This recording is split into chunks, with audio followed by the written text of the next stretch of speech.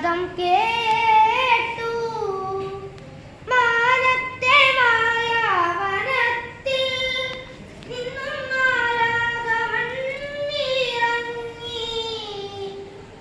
മാനത്തെ മായാവനത്തിൽ നിന്നും മാലാഖമണ്ണിറങ്ങി.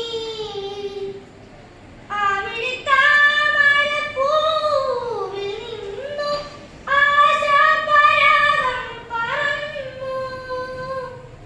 ആവർണരാഗപരാഗം എൻ്റെ ജീവനിൽ പുൽകി പടർന്നു.